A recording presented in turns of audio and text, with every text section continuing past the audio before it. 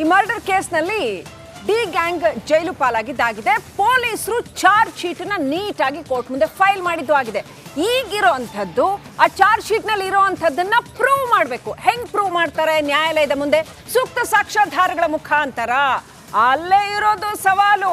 ಇವರ ಕೊಲೆಯ ಮೋಟಿವ್ ಇದೇ ಇತ್ತು, ಕೊಲೆ ಮಾಡೋ ಉದ್ದೇಶ ಇತ್ತು ಅಂತ ಹೆಂಗ್ ಪ್ರೂವ್ ಮಾಡ್ತಾರೆ ಪೊಲೀಸರು ನೋಡಿ.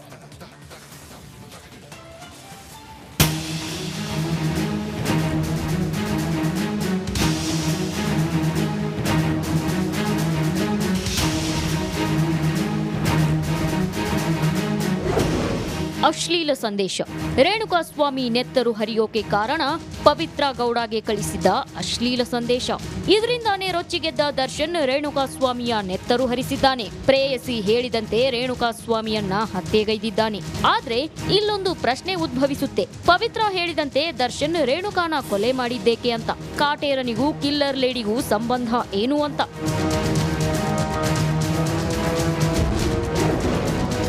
ಪವಿತ್ರ ಪೊರ್ಕಿ ಸಂಬಂಧಕ್ಕೆ ಸಿಕ್ಕಿದೆ ಸಾಕ್ಷ್ಯ. ರಿಪಬ್ಲಿಕ್ ಕನ್ನಡದಲ್ಲಿ ಬಿಗ್ ಎಕ್ಸ್ಕ್ಲೂಸಿವ್. ಪೊರ್ಕಿ ಪವಿತ್ರನ ಮದುವೆಯಾಗಿಲ್ಲ. ಹಾಗಾದ್ರೆ ಇವರಿಬ್ಬರ ಸಂಬಂಧ ಏನು? ಇಬ್ಬರ ರಿಲೇಶನ್ಶಿಪ್ಗೆ ಸಾಕ್ಷ್ಯ ಏನು? ಇವರಿಬ್ಬರ ಪ್ರೇಮಾನುಬಂಧವನ್ನ ಹೇಗೆ ಪ್ರೂವ್ ಮಾಡಬೇಕು? ಇದಕ್ಕೂ ಕೂಡ ಪೊಲೀಸರು ಸಾಕ್ಷ್ಯವನ್ನ ಸಂಗ್ರಹಿಸಿದ್ದಾರೆ. ಅದು ಕೂಡ ದರ್ಶನ್ ಕೂದಲು. ಎಸ್, ಪವಿತ್ರ ಗೌಡ ಬೆಡ್ರೂಮ್ನಲ್ಲಿ ದರ್ಶನ್ ಕೂದಲು ಸಿಕ್ಕಿದೆ. RR ನಗರದಲ್ಲಿರೋ ಕಿಲ್ಲರ್ ಲೇಡಿ ಮನೆಯಲ್ಲಿ ಕಾಟೇರನ ಕೂದಲು ಪತ್ತೆಯಾಗಿದೆ. ಪೊಲೀಸರು ಪವಿತ್ರ ಮನೆಯಲ್ಲಿ ಸಿಕ್ಕ ಕೂದಲನ್ನೇ ಅವರಿಬ್ಬರ ನಡುವಿನ ಸಂಬಂಧಕ್ಕೆ ಸಾಕ್ಷ್ಯವಾಗಿ ಕಲೆಕ್ಟ್ ಮಾಡಿದ್ದಾರೆ. ಆ ಕೂದಲು ದರ್ಶನ್ನದ್ದೇ ಅನ್ನೋದಕ್ಕೆ ಒಂದು ವರದಿಯನ್ನು ರೆಡಿ ಮಾಡಿದ್ದಾರೆ.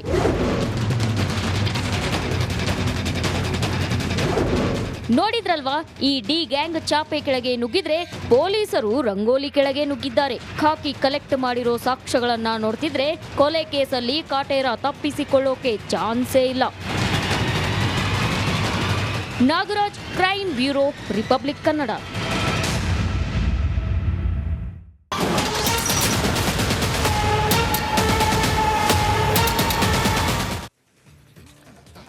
ಪೊಲೀಸರು ಸಲ್ಲಿಸಿರ್ತಕ್ಕಂಥ ಚಾರ್ಜ್ ಶೀಟ್ ಏನಿದೆಯಲ್ಲ, ಆ ಚಾರ್ಜ್ ಶೀಟ್ ಸಾಕಷ್ಟು ಸತ್ಯಗಳನ್ನ ಬಯಲಿಗಿಳಿತು. ಬಹಳ ಶಾಕಿಂಗ್ ವಿಚಾರಗಳನ್ನ ಅದು ಜನರ ಮುಂದೆ ಇಡೋದಕ್ಕೆ ಸಾಧ್ಯ ಆಯಿತು. ಈಗ ಅಂಥದ್ದೇ ಮತ್ತೊಂದು ಶಾಕಿಂಗ್ ವಿಚಾರ ಬಯಲಿಗೆ ಬಂದಿದೆ ಚಾರ್ಜ್ ಶೀಟ್ ಮುಖಾಂತರ.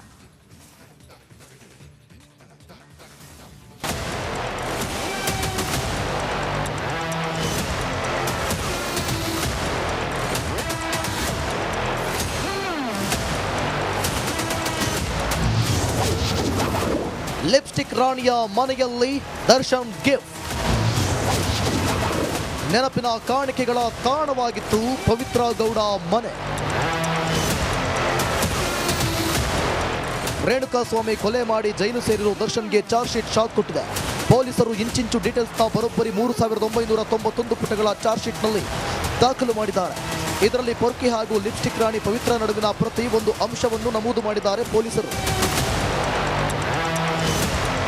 ಲಿವಿಂಗ್ ರಿಲೇಶನ್ಶಿಪ್ನಲ್ಲಿ ಇದ್ವಿ ಎಂದು ದರ್ಶನ್ ಹಾಗೂ ಪವಿತ್ರ ಗೌಡ ಖುದ್ದಾಗಿ ಹೇಳಿರುವ ಹೇಳಿಕೆಯನ್ನ ಚಾರ್ಜ್ ಶೀಟ್ನಲ್ಲಿ ತಿಳಿಸಲಾಗಿದೆ. ಈಗ ಇದೇ ಚಾರ್ಜ್ ಶೀಟ್ನಲ್ಲಿ ಸ್ವಾರಸ್ಯಕರ ಅಂಶ ಬಯಲಾಗಿದೆ.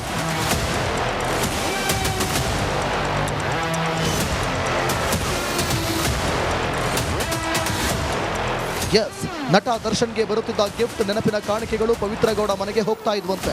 ಮೆಜೆಸ್ಟಿಕ್ ಚಿತ್ರದ 20ನೇ ವರ್ಷದ ನೆನಪಿನ ಕಾಣಿಕೆ, ಕಾಟೇರ ಚಿತ್ರದ 50ನೇ ದಿನದ ನೆನಪಿನ ಕಾಣಿಕೆ ಹಾಗೂ ಇನ್ನಿತರ ಗಿಫ್ಟ್ಗಳು ಪವಿತ್ರ ಗೌಡ ಮನೆಯಲ್ಲಿ ಪತ್ತೆಯಾಗಿವೆ. ಇದಿಷ್ಟೇ ಅಲ್ಲ, ದರ್ಶನ್ ಹೋಗುತ್ತಿದ್ದ ಕಾರ್ಯಕ್ರಮಗಳಲ್ಲಿ ನೀಡುತ್ತಿದ್ದ ಶೀಲ್ಡ್, ಹಾರ, ತುರಾಯಿಗಳು ಪತ್ತೆಯಾಗಿದ್ದು ಇವುಗಳನ್ನು ಪೊಲೀಸರು ಜಪ್ತಿ ಮಾಡಿದ್ದು. ಈ ಬಗ್ಗೆ ಎಲ್ಲ ಮಾಹಿತಿಯನ್ನ ಪೊಲೀಸರು ಚಾರ್ಜ್ ಶೀಟ್ನಲ್ಲಿ ದಾಖಲಿಸಿದ್ದಾರೆ.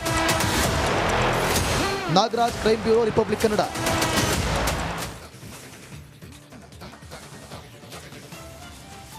ಮಾಧ್ಯಮಗಳು ದರ್ಶನ್ ವಿರುದ್ಧ ಜಿದ್ದಿಗೆ ಬಿದ್ದಿದ್ದಾರೆ. ದರ್ಶನ್ ಅನ್ನ ಮೀಡಿಯಾಗಳು ಟಾರ್ಗೆಟ್ ಮಾಡ್ತಾ ಇದ್ದಾರೆ. ಹೀಗಂತ ಯಾರು ಹೇಳ್ತಾ ಇದ್ದಾರೆ? ನಿರ್ಮಾಪಕ ಕೆ ಮಂಜು ಹೇಳ್ತಾ ಇದ್ದಾರಂತ. ಈ ತರ ದರ್ಶನ್ ಅವರನ್ನ ಬೆಂಬಲಿಸಿ ನಿರ್ಮಾಪಕ ಕೆ ಮಂಜು ಮಾತನಾಡಿರ್ತಕ್ಕಂಥದ್ದು. ಆರೋಪಿ ದರ್ಶನ್ಗೆ ಜಾಮೀನು ಸಿಗುತ್ತೆ, ಆದ್ರೆ ಮಾಧ್ಯಮಗಳು ಟಾರ್ಗೆಟ್ ಮಾಡಿದ್ದಾವೆ ಅಂತ ಕೆ ಮಂಜು ಹೇಳ್ತಾ ಇದ್ದಾರೆ. ಕನ್ನಡ ಚಿತ್ರರಂಗಕ್ಕೆ ದರ್ಶನ್ ಆಸ್ತಿ ಅಂತ ಹೇಳ್ತೀನಿ ಅಂತ ಹೇಳಿದ್ದಾರೆ. ಪುನೀತ್ ಅವ್ರನ್ನ ಕಳ್ಕೊಂಡ್ಬಿಟ್ಟಿದ್ದೀವಿ ಅಂತ ರಿಪಬ್ಲಿಕ್ ಕನ್ನಡಕ್ಕೆ ಕೆ ಮಂಜು ಪ್ರತಿಕ್ರಿಯೆ ಕೊಟ್ಟಿದ್ದಾರೆ. ಶೀಟ್ ಆ್ಯಕ್ಚುಲಿ ಕಾನೂನು ಪ್ರಕಾರ ಅದಕ್ಕೆ ಸರ್ 90 ದಿನ ಒಳಗಾಗಬೇಕು.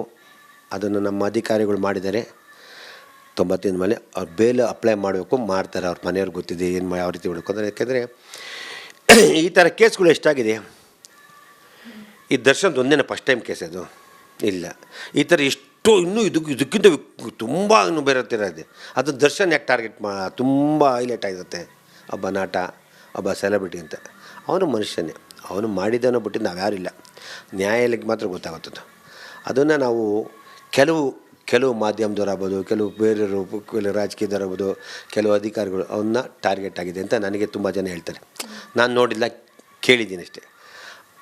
ಒಬ್ಬ ಕಲಾವಿದ ಅವನು ತಪ್ಪು ಮಾಡಿದನೋ ಬಿಟ್ಟು ನಮ್ಗೆ ಯಾರೂ ಗೊತ್ತಿಲ್ಲ. ಅಂದರೆ ಒಳ್ಳೆ ಕಲಾವಿದ, ಅವ್ನಿಗೆ ಒಳ್ಳೇದಾಗಲಿ ಅಂತ ಹೇಳೋಕ್ಕೆ ಇಷ್ಟಪಡ್ತೀನಿ. ನಿಜವಾಗ್ಲೂ ಈ ದಸರಾಗೆ ಬಂದು ಚಾಮುಂಡೇಶ್ವರನ್ನು ಕರೆಸ್ಕೊಳ್ಳಿ, ಬೇಲಾಗಲಿ.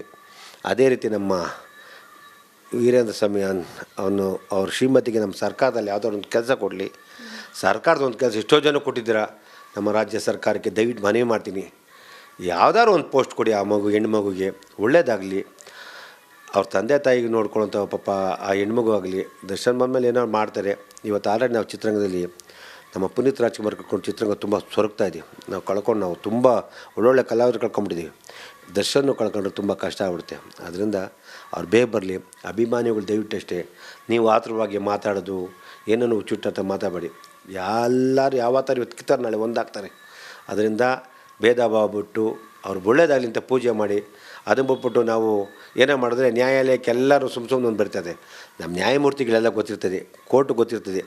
ಕೋರ್ಟ್ಗೆ ಆ್ಯಕ್ಚುಲಿ ಬೇಲ್ ಕೊಡಬಾರ್ದು ಅಂತ ಎಷ್ಟೋ ಜನ ಬೇಕು ಅಂತ ಮಾಧ್ಯಮದಲ್ಲಿ ಆಗ್ತಾ ಅಂತ ಹೇಳ್ತಾರೆ. ಮಾಧ್ಯಮದವ್ರಿಗೆ ಸರ್ಕಾರದವ್ರು ತುಂಬ ಜನ ಏನು ಹೇಳ್ತಾವ್ರೆ, ಅದನ್ನು ಹೈಲೈಟ್ ಆಗಲಿ ಹೇಳ್ತಾರೆ. ಅದನ್ನು ನ್ಯಾಯಾಲಯ ಗೊತ್ತಿರ್ತದೆ ಅವ್ರು ಎಂತೆಂಥ ಕೇಸ್ ಕೊಡಬೇಕು ಅಂತ. ನ್ಯಾಯಮೂರ್ತಿಗಳು ದಯವಿಟ್ಟು ಅವನಿಗೆ ಬೇಗ ಬೇಲ್ ಕೊಡಲಿ ಅಂತ ನಾನು ಮನವಿ ಮಾಡ್ತೀನಿ. ನನ್ನ ವೈಯಕ್ತಿಕ ವಿಚಾರ, ನಾನು ಮನವಿ ಮಾಡ್ತೀನಿ.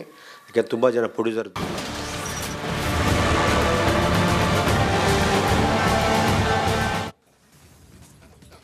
ರೇಣುಕಾ ಸ್ವಾಮಿ ಚಿತ್ರದುರ್ಗದಿಂದ ಕಿಡ್ನ್ಯಾಪ್ ಆಗಿ ಬರೋವಾಗ ಆತ ಹಾಕ್ಕೊಂಡಿದ್ದ ಬಟ್ಟೆನೇ ಬೇರೆ, ಆತ ಶವವಾಗಿ ಬಿದ್ದಾಗ ಆ ಶವದ ಮೇಲೆ ಇದ್ದಂತಹ ಬಟ್ಟೆನೇ ಬೇರೆ. ಅಂದರೆ ಮಧ್ಯದಲ್ಲಿ ಏನು ನಡೀತು? ಹಾಗಾದ್ರೆ ಏನು ಮಾಡಿದ್ರು ಇವರುಗಳು? ಅದನ್ನ ಹುಡುಕೊಂಡು ಹೋಗಿದ್ದಂತಹ ಪೊಲೀಸರಿಗೆ ಸಿಕ್ಕಿದ್ದು ಸ್ಫೋಟಕ ಸತ್ಯ.